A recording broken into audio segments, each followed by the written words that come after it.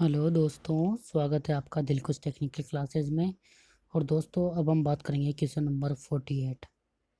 देखो इसमें क्या कह रहा है कि 200 वाट ऑब्लिक 220 वोल्ट के कितने इंडक्शन लैंप को हम सीरीज में कनेक्ट करें कि ये टोटल पावर कंज्यूम इसमें 100 वोट और 220 वोल्ट हो एज ए सिंगल सोर्स।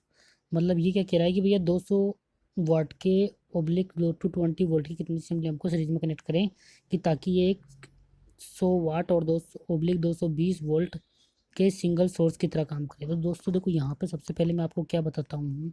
पहले मैं आपको बताता हूँ, तो हम्म, अगर कोई भी दो सोर्स सीरीज में कनेक्टेड है, ये दूसरा पहला सोर्स, ये दूसरा सोर्स, दोनों इसकी पावर है P1 और इसकी है P2, दोनों सीरीज में कनेक्टेड, टोटल पावर क्या होगी PT equal to P1 P2 बटा P1 प्लस P2,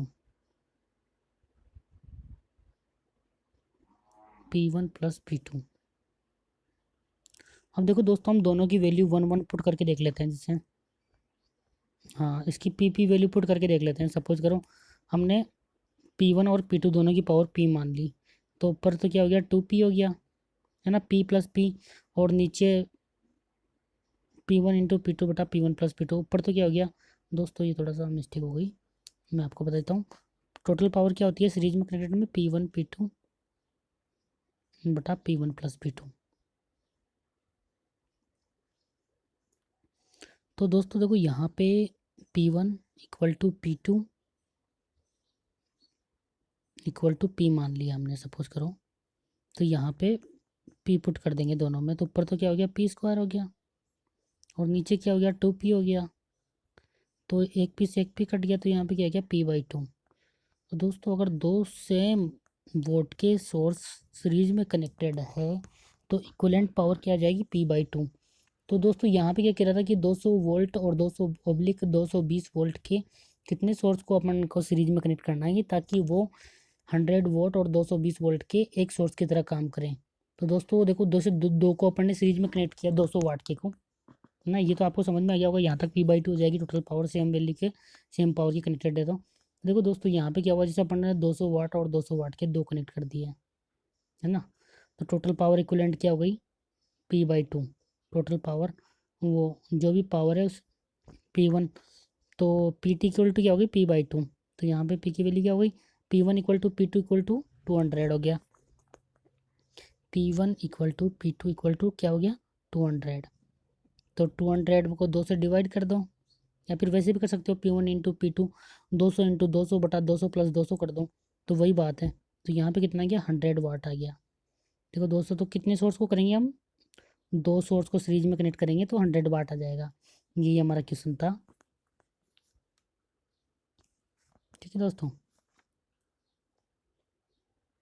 समझ में आ गया ना आपको। बस आपको समझ में आना चाहिए, मेरा यही टारगेट रहता है दो सोर्स को, क्योंकि P/2 हो जाएगी, टोटल पावर सेम पावर की कनेक्टेड है। तो 200 के दो सीरीज में कनेक्ट करेंगे तो दो से डिवाइड आधी होगी तो 100 वाट हो गई। तो जब दो बल्ब सीरीज में कनेक्ट है 200 वाट के, तो वो एक सिंगल बल्ब ऑफ 100 वाट की तरह काम करेंगे। ये गेट 2009 में क्वेश्चन आया हुआ है दोस्तों, बिल्कुल बेसिक कॉन्सेप्ट पर आधारित है। चलो हम नेक्स्ट क्वेश्चन की बात करते हैं, question number 49। A certain network consist of a large number of ideal linear resistance, one of which is design resistance R, two constant ideal source. The power consumed by R is P1 when only the first source is active। अगर दोस्तों एक source active है जिन are resistance कितना power consume करता है P1,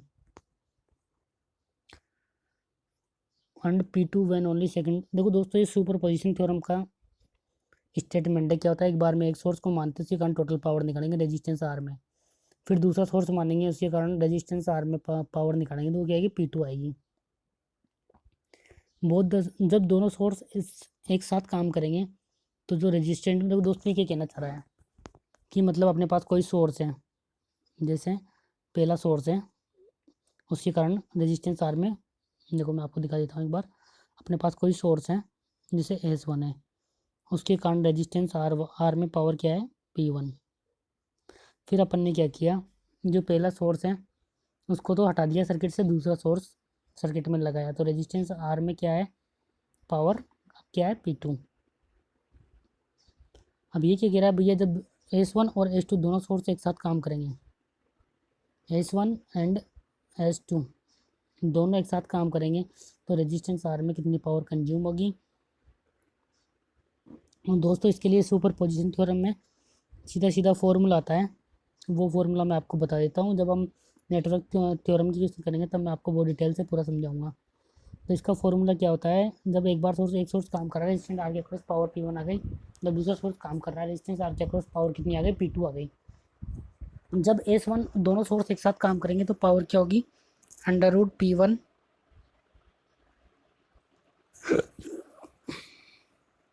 plus minus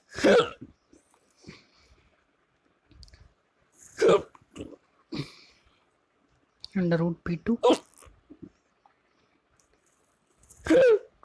whole square,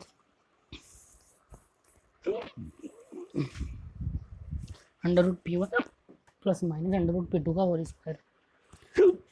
यहाँ तक आपको समझ में आ गया ना।